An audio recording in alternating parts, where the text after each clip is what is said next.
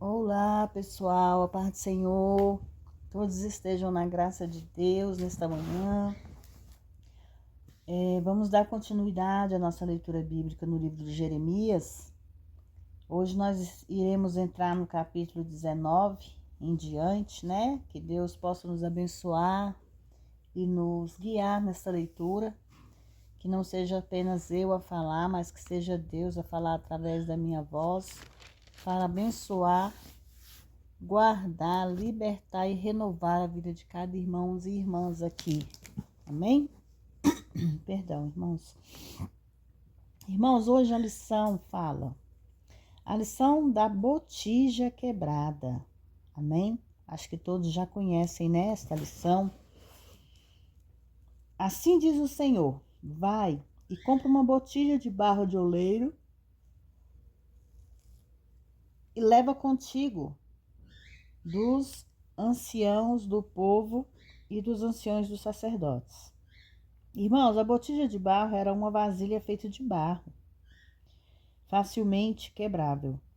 Depois de anunciar o juízo, Jeremias deveria quebrar a botija à vista de todos que haviam ido com ele, simbolizando neste modo a quebra e a destruição de Judá e Jerusalém, irmãos. E sai ao vale do filho de Enom, que está à entrada da porta oriental, e apregou ali as palavras que eu te disser.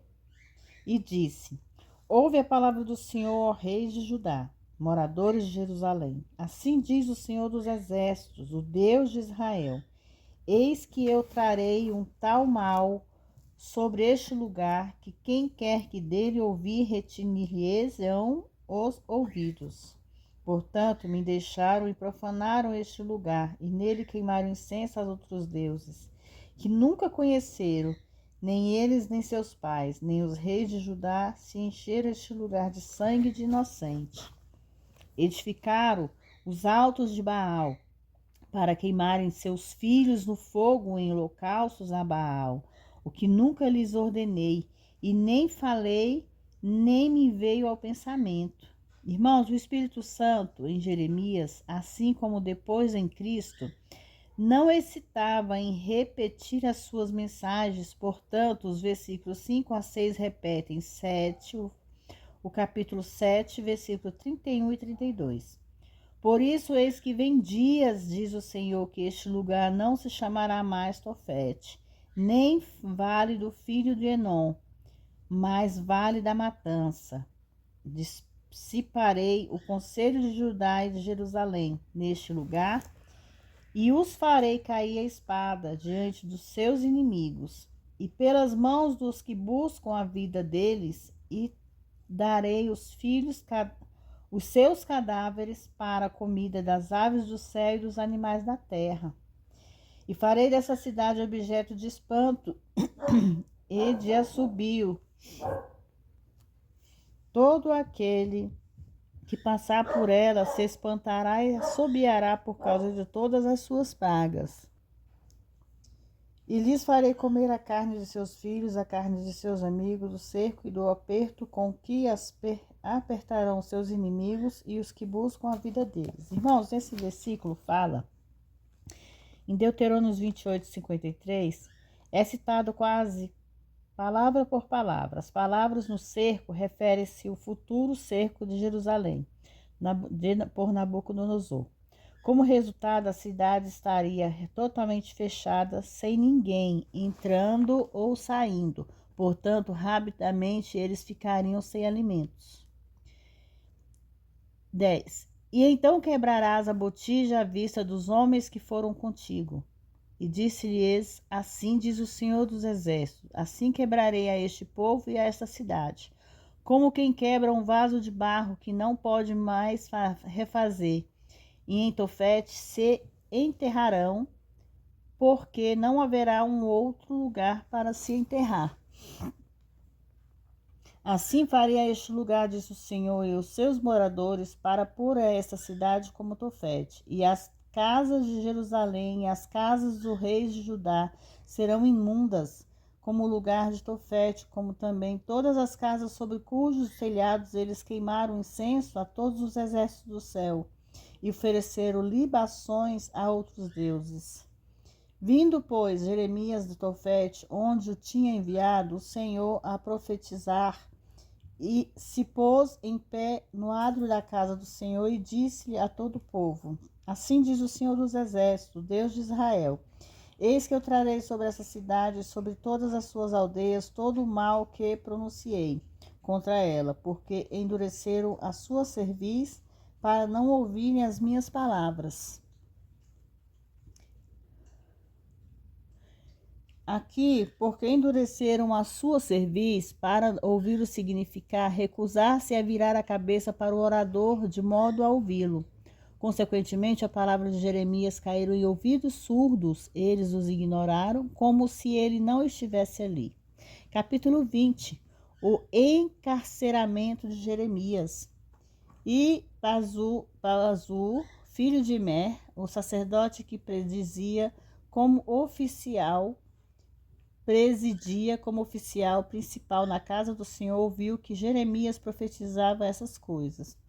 E Pausur feriu o profeta Jeremias e o pôs no cebo, que está na porta de Benjamim, na parte alta, a qual está na casa do Senhor. Pazur, oficial principal do templo, açoitou Jeremias como o apóstolo Paulo. Foi mais tarde açoitado e depois, sem justificativa nas escrituras, condenou-o por cerca de 24 horas à tortura do sebo. Este era uma viga de madeira com 5 aberturas, através das suas quais a cabeça e as mãos e os pés eram colocados, assim encurvando o corpo de modo a causar grande sofrimento. Assim foi com Cristo. Os seus maiores inimigos eram os indirigentes da ordem religiosa de sua época. Eles lhe puseram amargamente nesse tempo, e também que lhe opõe amargamente hoje.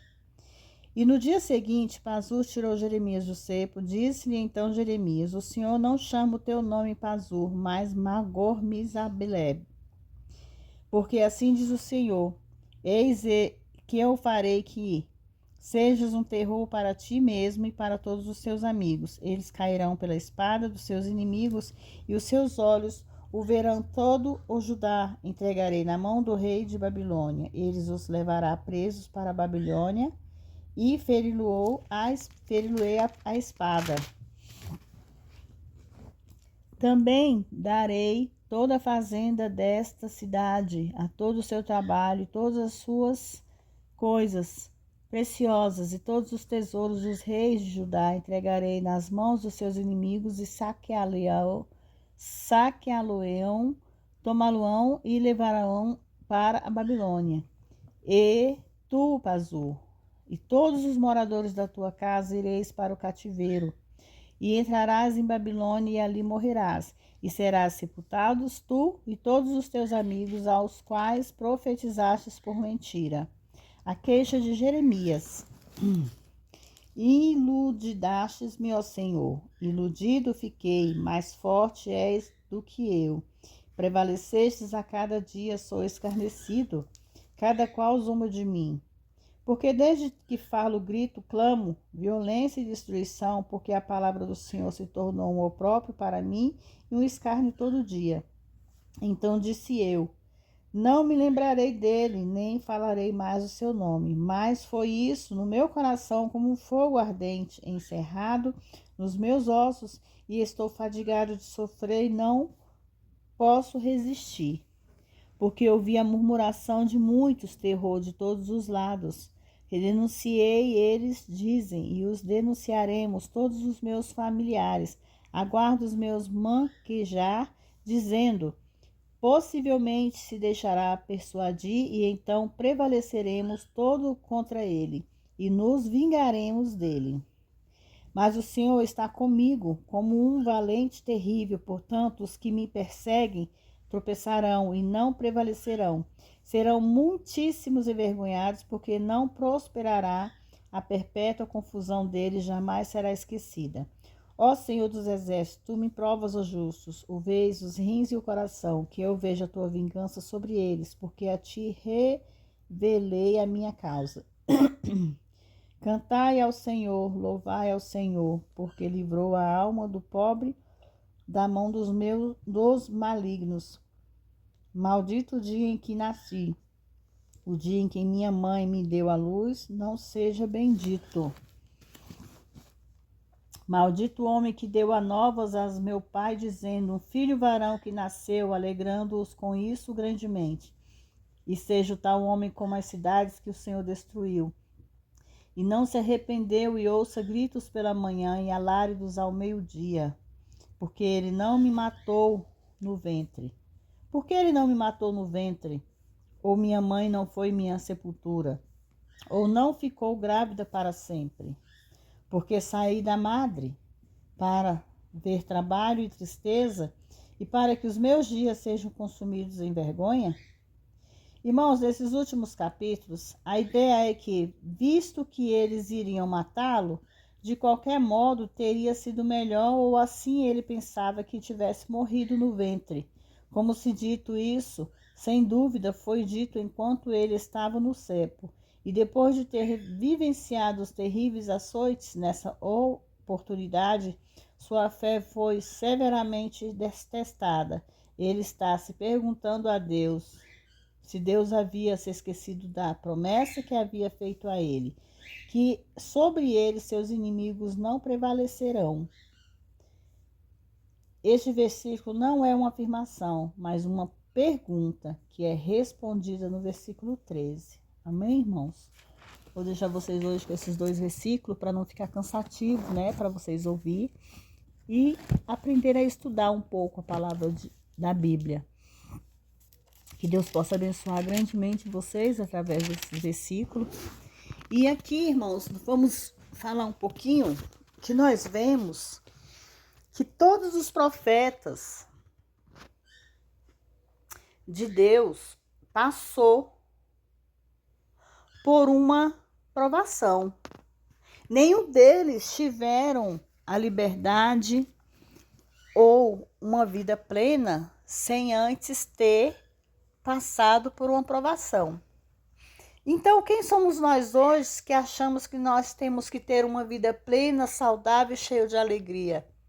Nós temos a hora da dor, nós temos uma hora de sofrimento, nós temos uma hora de aflição, mas sempre Deus mostra uma porta ou um dia melhor do que o outro em nossas vidas.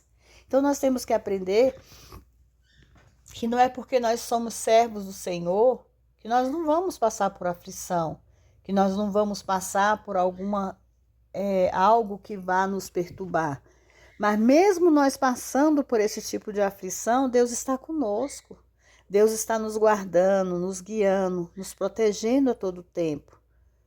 Ele prefere deixar que nós passamos pela aflição para que nós possamos lembrar que existe Deus em nossas vidas, irmãos. Porque se todas as vezes nós levantarmos pela manhã e tivermos só coisas boas em nossas vidas, não vamos ser hipócritas e dizer que nós não vamos esquecer a Deus, que muitas vezes nem agradece pelo pão de cada dia. Muitas vezes não agradece por estar vivo, por ter acordado pela manhã. Então, que nós possamos agradecer a Deus todos os dias pela vida, pela benevolência que Deus tem em nossas vidas, a misericórdia que Deus tem com nossas vidas. Porque só Ele pode nos salvar, nos proteger e nos livrar de todo o mal, irmãos. Então, que essas palavras venham a ser ditas e refletida. Aqui no livro de Jeremias, nós vemos o quanto Jeremias lutou por aquele povo, o quanto Jeremias buscou e intercedeu por aquele povo. Mas Deus estava a todo momento mostrando para Jeremias que aquilo ali seria em vão, que ele não ia conseguir o que ele queria, porque Deus já conhecia o coração daquelas pessoas, Deus já conhecia o íntimo daquele povo. Aquele povo não queria se redimir, eles não queriam se voltar para Deus. Então Deus preferiu destruir aquele povo do que deixar que aquele povo se multiplicasse, irmãos. Assim é o nosso inimigo. Quando Deus vê que não tem jeito, Deus vê que o inimigo não quer se redimir ou mudar. Deus arranca o inimigo das nossas vidas. É assim que Ele faz conosco todos os dias. Ele nos livra de todo o mal. Ele nos livra da peste perniciosa. Ele nos livra dos dardos inflamados. Então, que nós possamos entregar a Deus as nossas vidas por completo, irmãos. É sacrifício, mas é um sacrifício que vai nos trazer vitória. Amém? Fiquem todos na paz do Senhor. Que Deus abençoe a vida de vocês e que vocês tenham um final de semana abençoado. Amém?